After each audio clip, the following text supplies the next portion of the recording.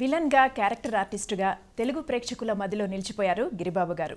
మరి రియల్ లైఫ్లో ఇంట్లో ఎటువంటి క్యారెక్టర్ ప్లే చేస్తారో ఆయన సతీమణి శ్రీదేవి గారి మాటల్లోనే తెలుసుకుందాం ఈ వారం లైఫ్ మేట్స్లో. నమస్కారం గిరిబాబు గారు. నమస్తే. నమస్కారం శ్రీదేవి గారు. ఎలా ఉన్నారు? ఇలా ఉన్నా అంటే చాలా బాగున్నారు. ఓకే, ఎన్ని ఇయర్స్ అయింది మ్యారేజ్ అయ్యి మీది? 50 years అయిపోయింది. మనం సెలబ్రేట్ చేసుకున్నాం మా నేటివ్ ప్లేస్లో. Okay, 50 years of marriage function. ఏ మంత్లో ఏ డేట్లో జరిగింది శ్రీదేవి గారు మీరు చెప్పండి. 1963 మే 29. సో ఈ 50 ఏళ్ళు ఎలా ఉంది మీకు? ఎలా ఉంది? ప్రతి జీవితంలో అప్ అండ్ డౌన్స్ ఉంటాయి, సుఖాలు ఉంటాయి, కష్టాలు ఉంటాయి, వెలుగు ఉంటుంది, చీకటి ఉంటుంది. దానికి ఎక్సెప్షన్ కాదు మనం, అందరి లైఫ్లో జరిగినట్టు మాకు జరిగినాయి. Okay, but we are happy now. Okay, అయితే ఈ 50 years మీ మ్యారేజ్ లైఫ్ని చాలా సక్సెస్ఫుల్గా, అంటే అప్స్ అండ్ డౌన్స్ ప్రతి లైఫ్లోనూ కామన్ మీరు అన్నట్లుగా. అయితే మీ లైఫ్ మ్యారేజ్ విషయం తీసుకుంటే మీది లవ్ మ్యారేజా అరేంజ్డ్ మ్యారేజా శ్రీదేవి గారు? అరేంజ్డ్ మ్యారేజే. అంటే బంధువులు ఏమన్నా అవుతారా గిరిబాబు గారు? ఓకే, అంటే ఎవరి ద్వారా సంబంధం వచ్చింది? పెళ్ళి సంబంధాల కోసం చూస్తుంటే మా ఊళ్ళో తెలిసిన అతను ఉంటే ఆయనకి వీళ్ళు తెలుసు.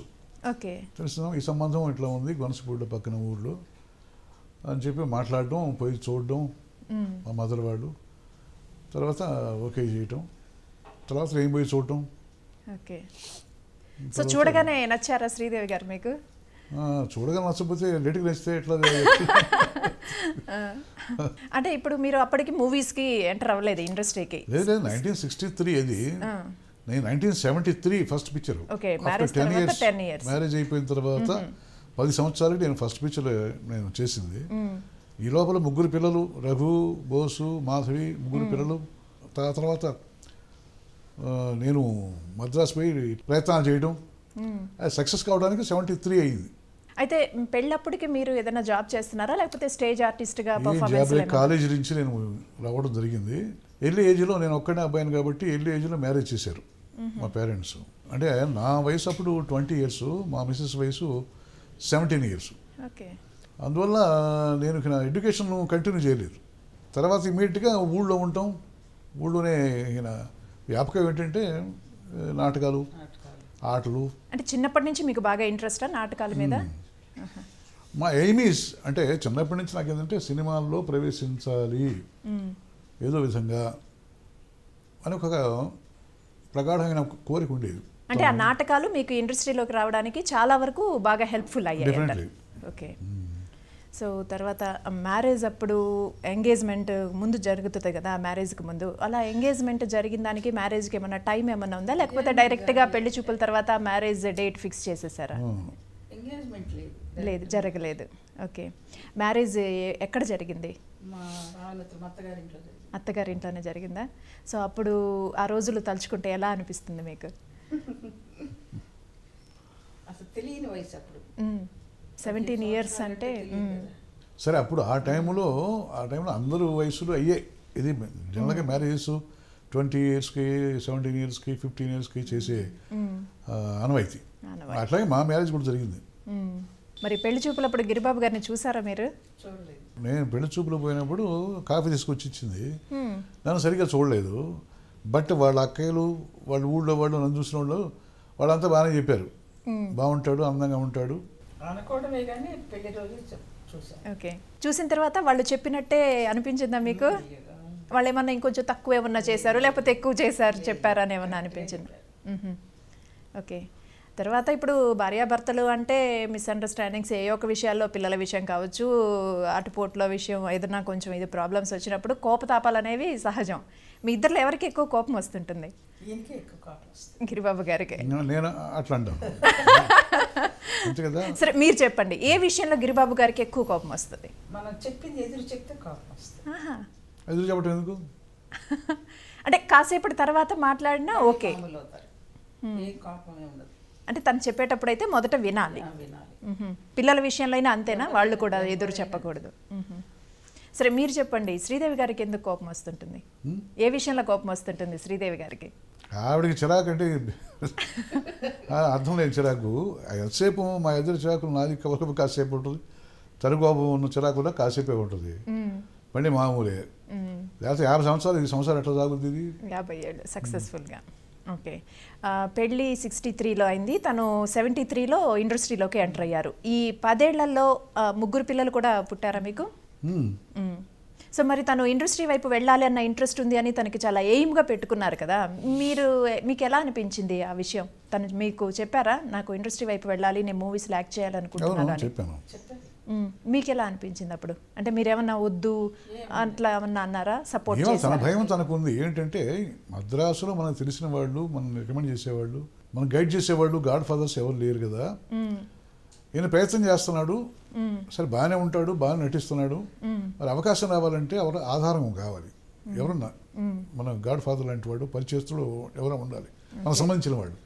అలాంటి వాళ్ళు ఎవరు లేరు కదా, ఎట్లా సాధిస్తాడు ఈయన? ఆ భయం. నేను పనికిరాలనే ఉద్దేశం కాదు, అనుకున్నట్టే 4 సంవత్సరాలు 3 సంవత్సరాలు ఇబ్బందులు పడ్డాం.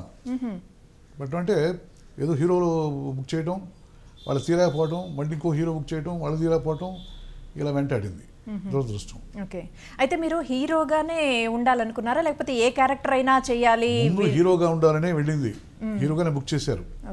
ఆ తర్వాత ఫర్ విలను క్యారెక్టర్ నట్టునే కాదు, నేను హీరోగా చాలా పిక్చర్లు వేసాను, అవి కూడా successful. As producer, as director నేను సొంత సినిమాలు తీస్తున్నాయి, నా పిక్చర్లు అన్ని హీరోయే. అంటే నంబర్ తక్కువ, బట్ దానిని కూడా జనం ఒప్పుకున్నారు. ఓకే. మీరు ఏ క్యారెక్టర్ వేసినా దానిలో గిరిబాబు గారిని చూడడం అలవాటు చేసుకున్నారు, బాగా మెచ్చుకున్నారు. తర్వాత ఇప్పుడు తను బిజీగా షూటింగ్లు అంటూ, అంటే అవుట్డోర్ షూట్స్ కూడా ఉన్నప్పుడు తను ఇంటికి దూరంగా ఉండాల్సిన పరిస్థితులు ఉంటాయి. అప్పుడు 3 పిల్లలతో మీకు ఏమన్నా బాగా బర్డన్ అనిపించేదా? ఏమన్నా చిరాకు పడ్డం అట్లా ఏమన్నా అనిపించేదా? మీకు ఇబ్బంది అయ్యేదా? ఇబ్బంది ఏమయ్యేది కానీ మాకు ఒక మనిషిని పెట్టారు, ఫస్ట్లోనే పెట్టారు. భాష తెలియదని ఫస్ట్లోనే పెట్టారు. నేను కొంచెం బాగా ఉండటం మొదలుపెట్టిన తర్వాత ఆయన అయిపోయారు. నేను అవుట్డోర్ అంతా వెళ్ళినప్పుడు మామూలుగానే అయింది. ఓకే. పిల్లల సపోర్ట్ ఎలా ఉండేది మీకు? అంటే వాళ్ళు కూడా కోఆపరేట్ చేస్తేనే మీరు మొత్తం ఫ్యామిలీని ఈదుకు రాగలరు. వాళ్ళ వల్ల ఇబ్బంది ఏం లేదు. వాళ్ళ చదువులు కానీ అప్పుడు ఆ టైంలో చదువులంతా నేనే చూసేది.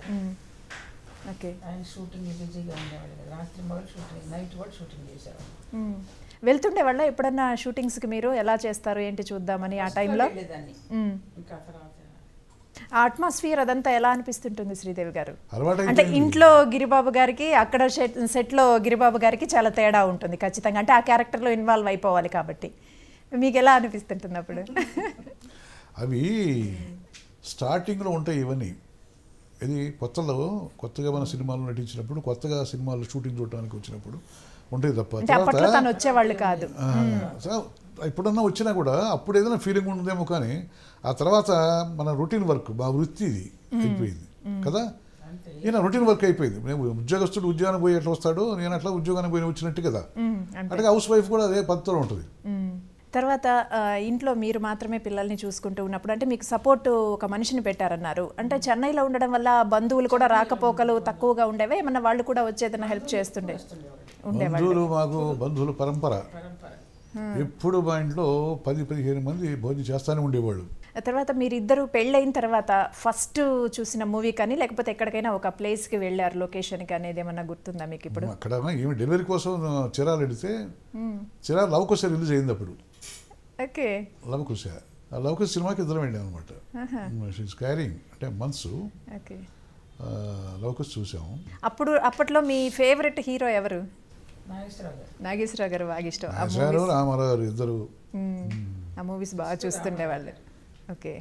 తర్వాత ప్లేసెస్ అంటే బాగా నచ్చిన ప్లేస్ ఏది మీ ఇద్దరు కలిసి వెళ్ళింది అప్పట్లో?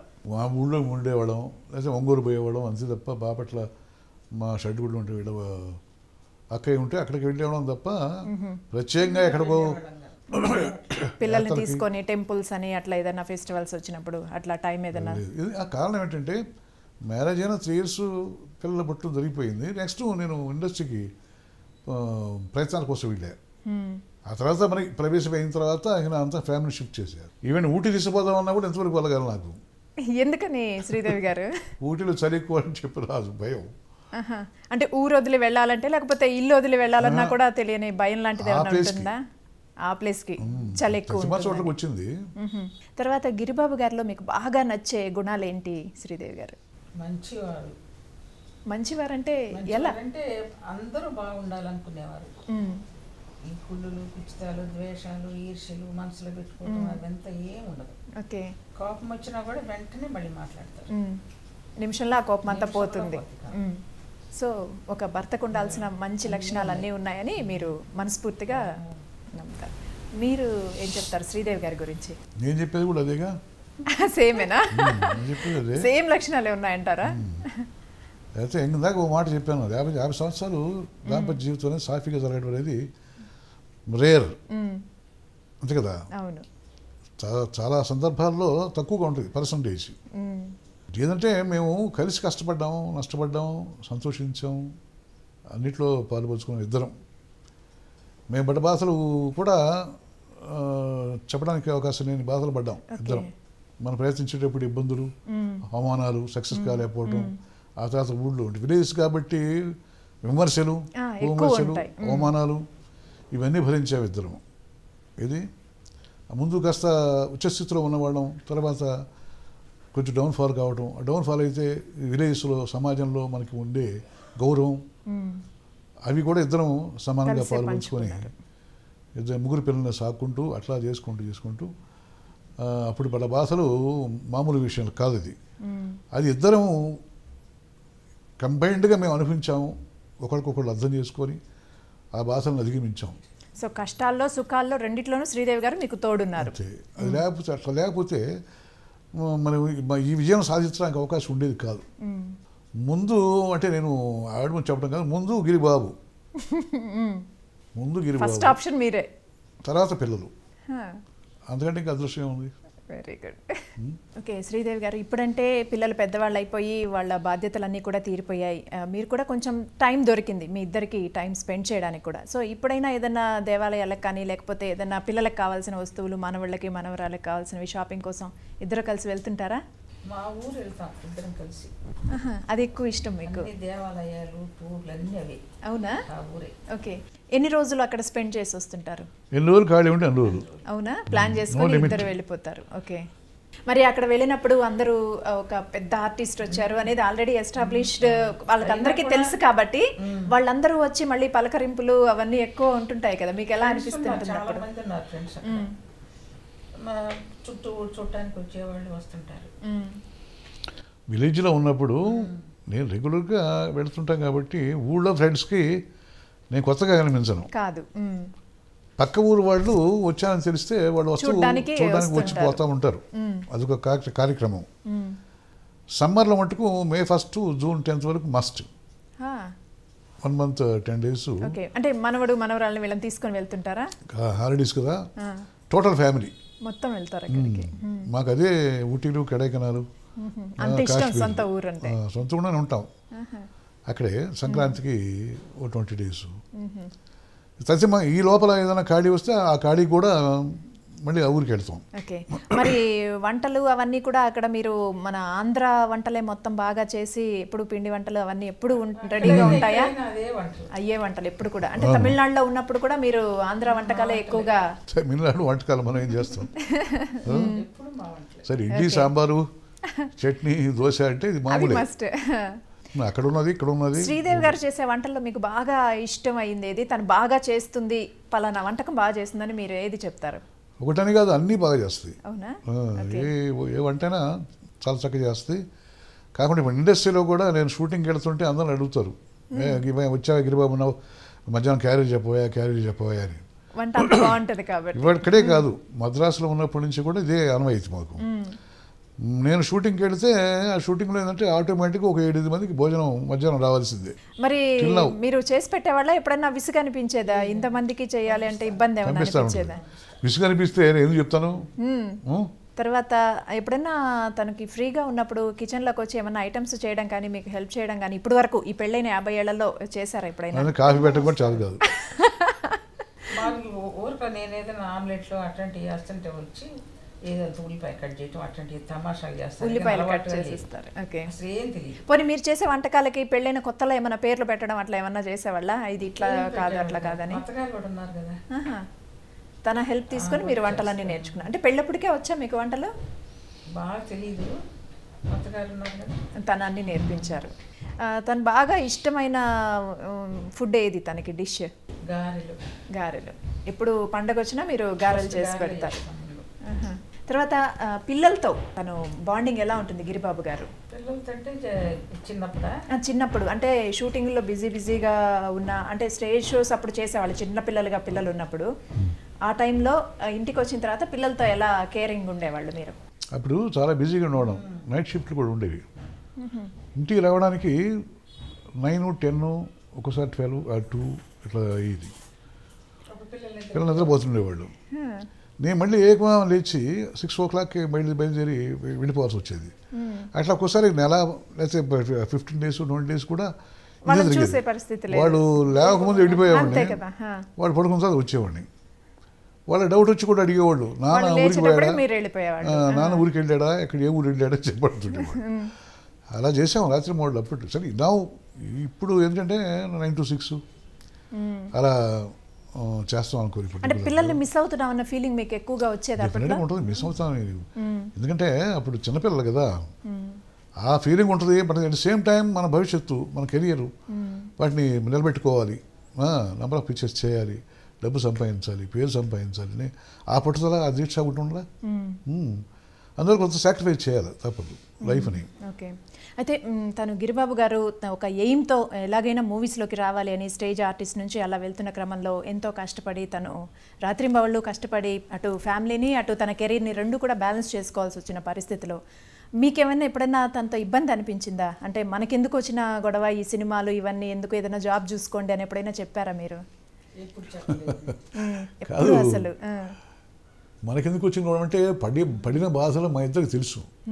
అది లైఫ్లో ఎంత బాధపడ్డది. మరి ఇలాంటి అవకాశం వచ్చిన తర్వాత మేము హ్యాపీగా ఉన్నాం. ఇది రాత్రింబడి పనిచేస్తూ ఈ వృత్తి పట్ల ఉన్నప్పుడు ఇంకా హ్యాపీగా ఉంటాం తప్ప, అంటే శారీరక కష్టం, మానసిక కష్టం అని ఉంటుంది. బట్ కెరియర్ డెవలప్ అవుతుంది కదా, చెప్తే సంతోషంగా ఉంటారుగా. అంటే ఫైనాన్షియల్గా కొంచెం సెటిల్ అయిన తర్వాత ఇంకా వద్దు మనకి చాలు ఇంతవరకు, ఇంకేదైనా వ్యాపారం లాంటిది ఏదైనా పెట్టుకుందామని ఏమైనా ఐడియాలు ఇచ్చిన సందర్భాలు అట్లా ఏమన్నా ఉన్నాయా? కాకుండా ఒకటి సినిమాల్లో సంపాదించడం అంటే అప్పట్లో వేరు సంపాదన అంటే అంత విపరీతమైన సంపాదన ఉండేది కాదు. బట్ మామూలు దానికంటే సంపాదన, ఉద్యోగాలకు వస్తువుల కంటే ఇంకో దానికంటే సంపాదన ఉంది, no doubt in that. But ఈ సినిమాలు మానేసి మనం వ్యాపారం పెట్టుకుంటే వ్యాపారంలో లాభం వస్తే నష్టం వస్తే కూడా తెలియదు. ఉన్న కెరీర్ని, మనకు బాగున్న కెరీర్ని మానేసి కొంచెం డెవలప్ చేసుకుందామన్న ఇది అంతే, అది ఉంటుంది తప్ప దాన్ని మానేసి వ్యాపారం పెట్టుకుంటే వ్యాపారంలో సక్సెస్ కావచ్చు, ఫెయిల్ కావచ్చు, కాకుండా నీకు పేరు ప్రతిష్టలు, ఇమేజ్, హ్యాపీగా ఉన్న కెరియర్ని మనం నాశనం చేసుకోలేం కదా. ఓకే. అయితే ఈ ఇండస్ట్రీలో, ఈ సినిమాలలో మొత్తం ఇప్పటివరకు మీరు నటించిన అన్ని సినిమాలలో చూస్తే మీకు ది బెస్ట్, నాకు ఇది చాలా ఇష్టం ఈ క్యారెక్టర్ అన్న సినిమా ఏది కరెక్ట్గా? నేను చెప్పేది ఒకటి, 550 సినిమాలు 560 సినిమాలు చేసినప్పుడు ఒక సినిమాలో నా క్యారెక్టర్ నచ్చింది అని చెప్పడానికి లేదు. ఎందుకంటే ఆ ఒక సినిమాలో నా క్యారెక్టర్ బాగుందనుకో, ఇన్ని సినిమాలు నాకు అవకాశం వచ్చి ఉండేవి కావు. ఓకే, అంతే కదా. దాంట్లో మంచి మంచి క్యారెక్టర్లు, నాకు పేరు వచ్చిన క్యారెక్టర్లు ఒక 50-60 ఉంటేనే తప్ప ఇన్ని సినిమాలు యాక్ట్ చేయడానికి అవకాశం రాదు. అంతే కదా. లేకపోతే ఎప్పుడో నెట్టేసేవాళ్ళు, ఒక సినిమాలో బాగా చేశాడయా, ఆ తర్వాత వాడి సినిమాలు ఏ సినిమాలు బాగా చేయలేదు, ఏ సినిమాలో మంచి క్యారెక్టర్ లేదు చెప్పంటే ఇంతకాలం ఎందుకు చూస్తాను నన్ను. కనుక ఒక సినిమా ఒక క్యారెక్టర్ గురించి చెప్పలేము. సో అన్ని క్యారెక్టర్స్ ఇష్టం. అన్ని క్యారెక్టర్లు అంటే దాదాపు 60-70 క్యారెక్టర్లో మంచి క్యారెక్టర్ చేసి ఉంటేనే ఇంతకాలం ఉండగలిగాయి. ఓకే. గిరిబాబు గారు చేసిన క్యారెక్టర్స్ అన్నిట్లోకి మీకు బాగా నచ్చే క్యారెక్టర్ ఏది? తను ఏది చెప్తుంటారు మీరు, ఈ సినిమాలో మీరు చాలా బాగా యాక్ట్ చేశారండి, నాకు ఎందుకో చాలా బాగా నచ్చిందని మీరు చెప్పినవి? ఓకే. అంటే మీకు బాగా గుర్తుండిపోయేది అంటే విలన్ క్యారెక్టర్స్ చాలా మూవీస్ చేశారు తను విలన్గా. విలన్ క్యారెక్టర్ చాలా చేసి చాలా నచ్చినవి ఉన్నాయి, ఆయన చెప్పినవి ఉన్నాయి. సాంగ్స్లో కొన్ని సాంగ్లు చాలా ఇష్టం. ఓకే. ప్రతి సినిమా చూస్తుండేవాళ్ళ గిరిబాబు గారివి? అప్పుడు రిలీజ్ అయినప్పుడు ప్రతిదీ చూస్తుండేవాళ్ళు. చెన్నైలో ఉన్నప్పుడు ప్రతి సినిమా అయితే మీ పెద్దబ్బాయి రఘుబాబు గారు కూడా ఇప్పుడు మంచి కమెడియన్గా ఇండస్ట్రీలో చాలా మంచి పేరుంది. అంటే తను ఫస్ట్ సినిమాల్లోకి వస్తానని చెప్పినప్పుడు మీకేమనిపించింది? మీరు ఎంకరేజ్ చేశారా? అసలు వస్తానని చెప్తే కదా. ఇష్టం లేదు. ఓకే, అంటే ఎలా జరిగింది అదంతా? కాకతాళీయంగా జరిగింది. ఫ్రెండ్స్ అంతా నువ్వు బాగా జోక్స్ చేస్తావా విడిగా కూర్చున్నప్పుడు, ఎందుకు నువ్వు యాక్ట్ చేయకూడదు అని చెప్పి ఫోర్స్ చేశారు. ఓకే, మొట్టమొదటి నేను సినిమాలు తీసేటప్పుడు మనకి ప్రొడక్షన్ మొత్తం అతనే చూసేవాడు. కాకుండా కన్నడంలో కూడా 2 సినిమాలు తీశాడు ఫ్రెండ్స్ తోటి. అదే ప్రొడ్యూసరు ప్రొడక్షన్ మన ఇన్ఛార్జ్ చూసుకునేవాడు. ఓకే, యాక్టర్ కావాలని ఇప్పుడు అతనికి లేదు. మీరు అనుకోలేదు ఇట్లా చేద్దాము పిల్లల్ని అని? యాక్ట్ చేస్తాడని చెప్పి నాకు తెలియదు. ఏదో సీరియల్లో యాక్ట్ చేశాడు, ఆ సీరియల్ క్లిక్ అయింది, దాంట్లో పెర్ఫార్మెన్స్ బాగుందని చెప్పి ఆ మొరాల్లో మన కృష్ణవంశీ క్యారెక్టర్ ఇచ్చాడు. నేను అక్కడికి మీకు తెలిసిన విషయం కదా.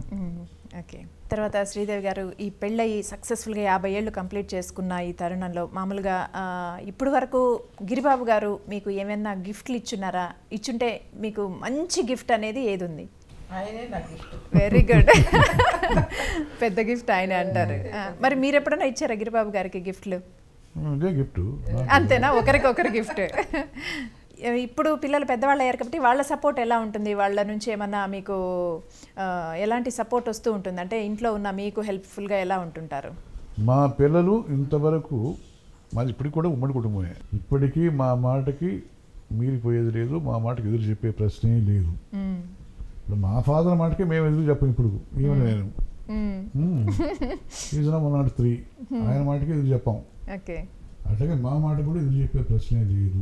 అందరూ మెంటాలిటీస్ కూడా కలిసిపోయే టైప్. ఓకే, గిరిబాబు గారు, శ్రీదేవి గారు మొత్తానికి 50 ఏళ్ళు కంప్లీట్ చేసుకున్నారు. ఇలా మరెన్నో వసంతాలు కంప్లీట్ చేసుకోవాలని కోరుకుంటున్నాం. అయితే ఇప్పుడున్న జనరేషన్లో కపుల్స్కి మీరిచ్చే సలహాలు కానీ సూచనలు కానీ మీరు ఒక్కసారి?